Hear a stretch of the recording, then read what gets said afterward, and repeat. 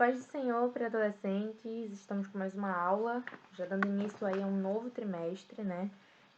Com o tema O Evangelho do Discípulo Amado. Essa é uma revista muito especial, a lição 1, ela veio assim já abordando o capítulo 1. E vamos estudar sobre o Evangelho de João, né? E o tema da nossa lição hoje é A Palavra Eterna habitou entre nós. A Bíblia diz assim: no começo, aquele que é a palavra já existia. Ele estava com Deus e era Deus. João 1:1. Provavelmente vocês já devem ter lido alguma vez o Evangelho de João. E Cristo ele é apresentado nesse Evangelho como o Verbo. O Verbo se fez carne e habitou entre nós. A gente está acostumado a ver os evangelhos começarem ali com o nascimento de Jesus. E João já vem no capítulo 1 falando do começo, né, de Gênesis, do começo mesmo, né, de quando ele ainda estava ali com o Pai, né, e aí veio, o Verbo se fez carne e habitou entre nós.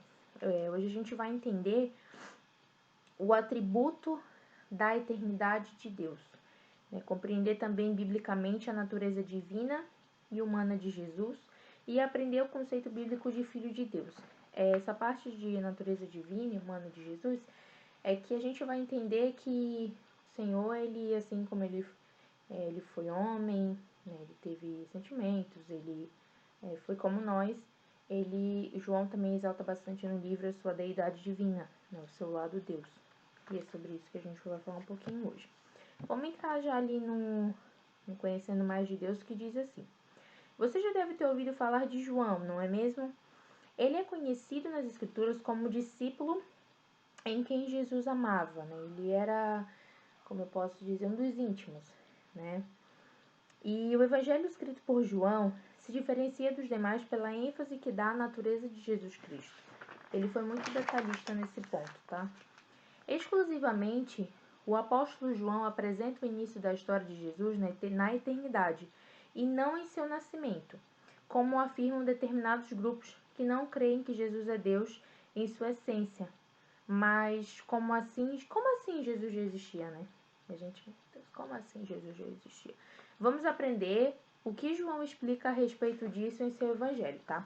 A palavra já existia é o primeiro tópico. O apóstolo João se refere a Jesus chamando-o de a palavra, né? Isso pode parecer estranho, assim, pra gente que olha, assim, mas tem um significado muito profundo, tá? Ele é a palavra que fala da parte de Deus para nós, o que também fala a Deus em nosso favor, tá? Em outros termos, assim como as palavras revelam mais íntimo pensamento, Jesus manifestou a essência do Pai. O discípulo amado também destaca 3 aspectos principais da natureza divina. O tópico 1 é a sua pré-existência. Eu dei uma notada nisso aqui. Por quê? Jesus sempre existiu? Tipo, como assim, né? Ele não foi criado como um ser humano, como a natureza e os animais, tá, gente? A nossa noção de tempo e de início de vida surgiu junto com a criação do mundo, né? E não foi o caso de Jesus, tá? Mesmo antes de Deus formar a terra, Jesus já existia. Isso está lá em Salmo 90, versículo 2, desculpa. A sua coexistência com o Pai. Desde o princípio, o Filho está junto ao Pai, desde o começo. Porque o Pai e Jesus são um, né? Deus é um Deus trino, ou seja, ele é Pai e Filho, Pai e Espírito. Ele é Deus Pai, Deus Filho e Deus Espírito. 3 pessoas distintas que existem e convivem em uma perfeita unicidade, né, em comunhão, e que possuem a mesma essência. Um bom exemplo que pode nos ajudar a entender melhor a Trindade de Deus é a água, né? Como assim, Carla, a água? A água, a gente sabe que ela possui 3 estados, né, na matéria. Ela pode ser sólida, líquida e gasosa, mas tem a mesma essência que é o H2O, né? Ela pode gelo ou a fumacinha, dos 3 formas que ela for, ela continua tendo a mesma essência. Só para a gente conseguir associar isso à Trindade Divina. A sua participação na criação, né, aquela parte ali em Gênesis que a gente vê, haja isso, haja luz, né? Haja as aves no céu, o Senhor foi criando. Mas quando foi a hora de fazer o homem, o que que ele falou? Façamos o homem a nossa imagem e semelhança. Ou seja, ele convidou, vamos fazer a nossa imagem e semelhança. Isso é muito claro, né? Gênesis 1:26. Passando para o outro tópico, a palavra se tornou um ser humano, né? O Criador conhecia muito bem a natureza humana e sabia que no início de todas as coisas Adão e Eva, iludidos pela serpente, desobedeceriam e seriam expulsos do jardim. Por essa razão, ele prometeu a vinda de um que iria derrotar o poder do pecado e restaurar a comunhão. A fim de preparar a vinda do Messias, Deus escolheu um homem para formar um povo. Este homem foi Abraão. E aí veio a descendência dele, que foi o povo de Israel. E a nação israelita recebeu a missão de guardar a promessa da vinda, né, do Messias. Muitos profetas se levantaram e anunciaram que o prometido seria descendente do rei Davi. Ele nasceria de uma mulher virgem, cresceria em uma família humilde, seria desprezado por muitos, curaria os enfermos e operaria muitos milagres.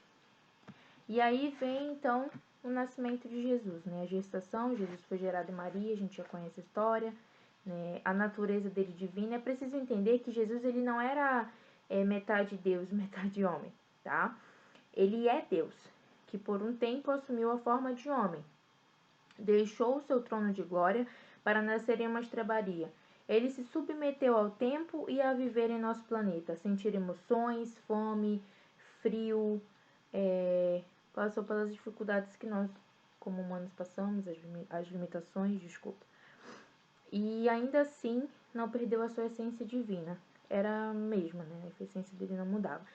Tratava-se do Criador do universo andando e comendo com suas criaturas. Jesus se fez 100% homem, 100% Deus, tá? Então, qual foi o primeiro momento em que Deus prometeu a vinda de um Salvador? No Jardim do Éden, né? Já respondendo uma perguntinha para vocês que tem na revista. Foi onde o Senhor prometeu que viria alguém, que iria esmagar a cabeça da serpente, que iria, né, vinha para aniquilar o pecado. Os que recebem a palavra de Deus tornam-se filhos de Deus. E aí que vem a parte da paternidade divina, né? De nós hoje, pela graça do Senhor, sermos filhos de Deus. Para você, o que é ser filho de Deus? O que é para mim ser filho de Deus? Você acha que todas as pessoas são filhos de Deus? Tem essa pergunta na lição. Como já sabemos, Deus é o criador de tudo, do universo, da vida. Ele criou a natureza, os animais, o ser humano, de modo que todos os seres são criaturas de Deus.